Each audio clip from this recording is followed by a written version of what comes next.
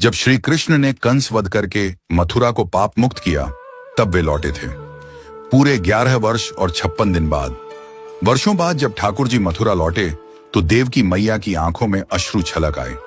वर्षों की प्रतीक्षा, ममता की अग्नि परीक्षा और पुत्र वियोग की वेदना आज उनके आंचल में उतर आई थी।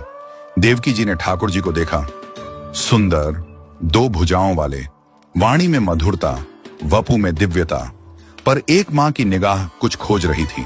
उन्होंने धीरे से कहा, लाला, तू चाहे जितना भी सुंदर हो जाए, चाहे ब्रज में कितनी भी लीलाएं कराए, कितना भी बड़ा बन जाए, पर मां के लिए तो वही पल सबसे अमूल्य होता है जब उसने तुझे पहली बार अपनी गोद में लिया था।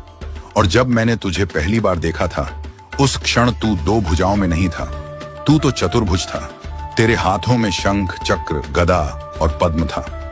वो रूप, वो दिव्य दृश्य मां की स्मृति से कभी मिट नहीं सकता। लाला, तूने मेरी विनती पर बाल रूप धारण कर लिया, 2 भुजाओं में आ गया, पर मैं जब भी तुझे देखती हूँ, बार बार तेरा वही चतुर्भुज रूप मेरी आंखों के सामने आता है। बार बार वो ही शंख चक्र चमकता दिखता है। मुझे तू भले 2 भुजाओं में हो, पर मेरी आंखें तुझे चतुर्भुज ही देखती हैं। देवकी मैया के इन भाव भरे शब्दों ने ठाकुर जी के हृदय को छू लिया।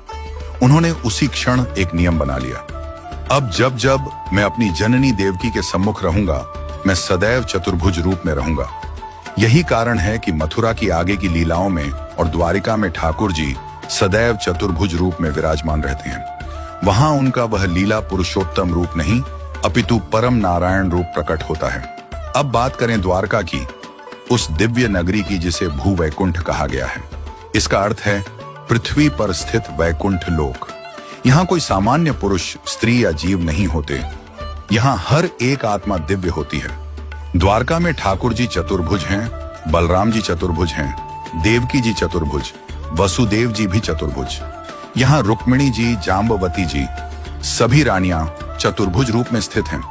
आप द्वारका के किसी भी मंदिर में जाइए, चाहे वह श्री द्वारकाधीश मंदिर हो या रुक्मिणी मंदिर, आप किसी भी विग्रह को 2 भुजाओं में नहीं पाएंगे। सब चतुर्भुज हैं। यहाँ तक कि श्री राधा रानी, जिनका स्वरूप ब्रज में 2 भुजाओं वाला है, द्वारका में चतुर्भुज रूप में विराजमान होती हैं। क्यों?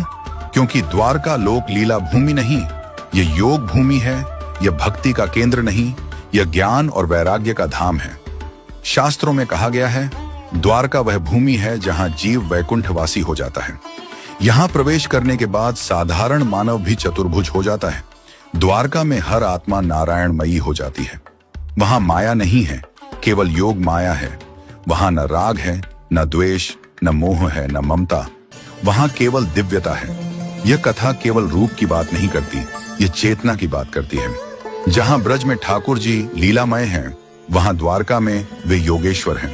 जहां यशोदा मैया ने उन्हें 2 भुजाओं में बांधा, वहीं देवकी मैया के सामने वे चतुर्भुज में खुलते हैं।